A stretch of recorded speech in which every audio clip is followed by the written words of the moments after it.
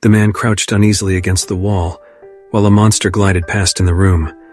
A moment later, the man closed the door carefully and slowly backed away from the pre-dug trap with his rifle raised.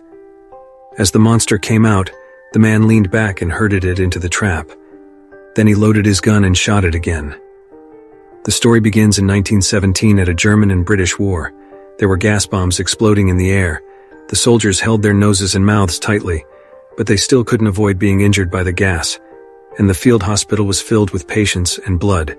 In the picture, a dying officer is brought in, humming a strange nursery rhyme. Immediately after removing 2 bullets one after another, the doctor removed a bullet from a deeper part of his body.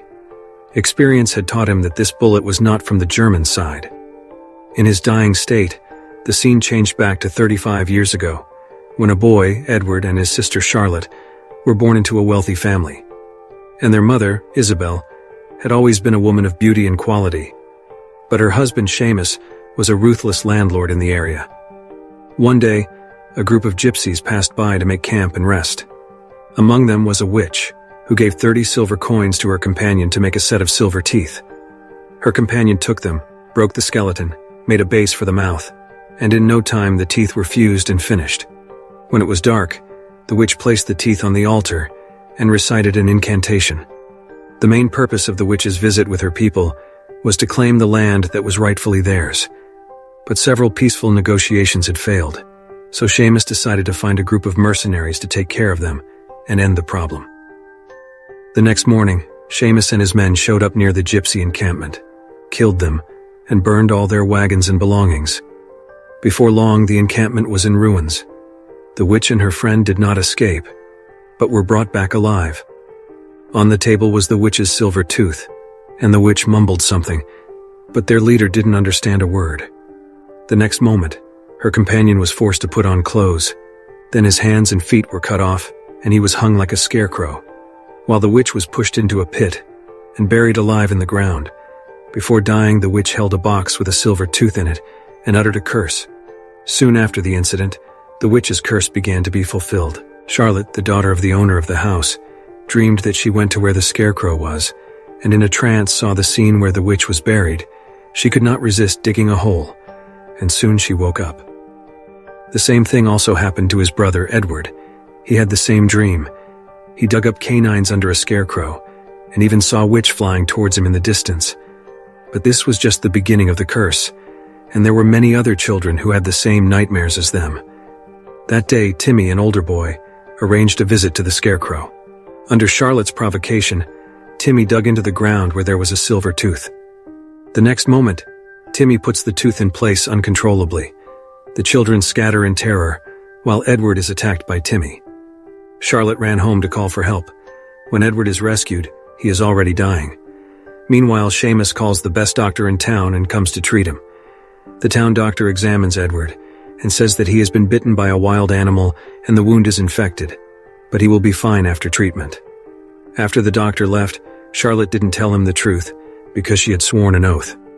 That night, Charlotte had the same nightmare, and when she woke up, she went to Edward's room and saw him breathing rapidly on the bed.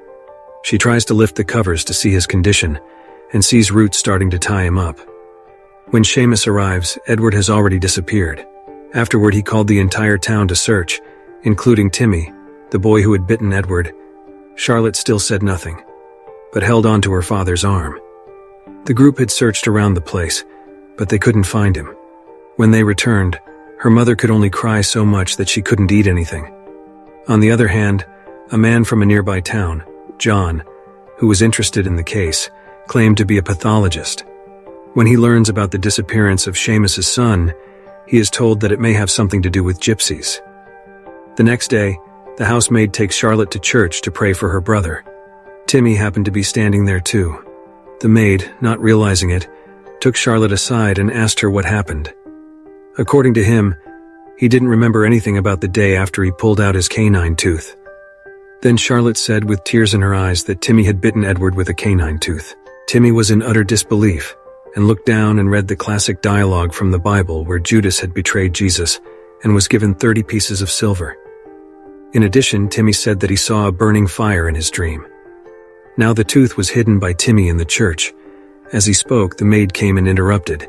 Jimmy ran out of the church and saw Edward in the woods, then followed him into the meadow. Next moment, Timmy is sadistically attacked by a mysterious creature. Timmy hides into a cabin in the woods, clutching his injured arm, but before long the mysterious creature came at him again. Meanwhile, John, who came because of Edward's disappearance, is invited to Seamus's house and is told that the situation has become more serious. Afterwards, Seamus takes the two of them to the shack. There is Timmy's gnawed body already dead, and John finds a Bible page on him during the examination. When he came out, he told Seamus that Timmy had also been killed by a beast, and he would stay here for a few days to investigate. After Timmy's funeral, John stayed at Seamus's house for a few days. During conversations, he sought information about the recent events, including Edward's disappearance. That night, John, who was sleeping, had the same nightmare. He had dug a silver tooth under the scarecrow, as had several other children. A moment later, his wife and daughter appeared behind him. Then the hanging scarecrow came down and carried them away. The awakened John then went outside, looked around, saw nothing unusual, and went back to bed. Time passed again. One day, John found a trail of blood on Seamus's door. When he examined the blood, the cells seemed to be attacking other cells. After that, John went to the door. Strange things happened.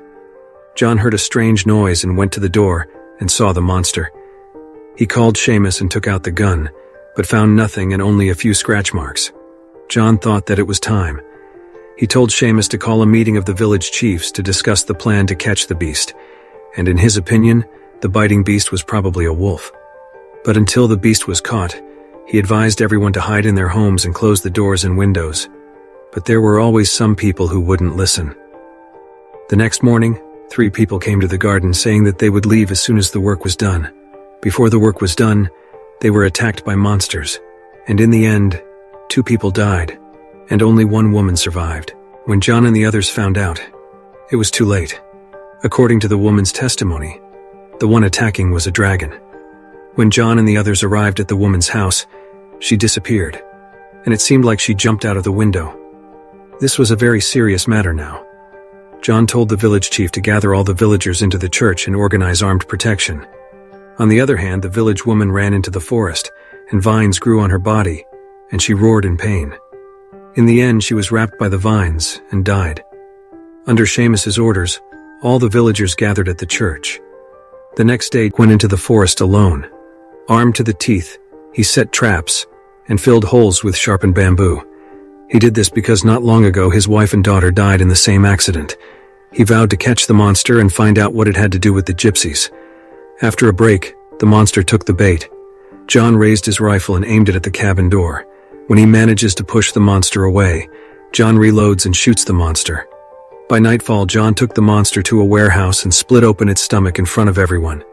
The next thing, there was a strange creature wriggling around inside its stomach. And when he looked at it, it looked exactly like the village woman. Before the monster crawls out, John tells the man to shoot it. Seamus wondered if the same thing had happened to his son, Edward. John took it all in and said that this land was cursed for the sins Seamus had committed against the gypsies, and these children had to pay for it, and the curse would not end until they were all dead. Nevertheless, John took the opportunity to meet Isabel, Seamus's wife, and confirmed to her that the gypsies had been expelled, and the only way to remove the curse was to melt silver in a furnace, as written on the found Bible page. Since the beginning of the curse, Charlotte, the daughter, was the one involved and was Timmy's best friend. At her mother's request, she pulled out another page from the Bible that contained the betrayal of Judas. Now the story was complete, and then Charlotte took John and the others to the church to get the cursed silver tooth. Next, John finds a blacksmith who melts down the silver canines and makes them into bullets. On the other hand, Seamus took his men to the forest to continue the search for Edward. But then the monster appears again near the house and attacks the maid. But the monster does not eat her. After the attack, the maid went behind everyone and treated her wounds. In the evening, when she called the family for dinner, the maid trembled as she poured water. After that, the maid went to her room alone. Meanwhile, John waited at Seamus's house with a rifle loaded with silver bullets.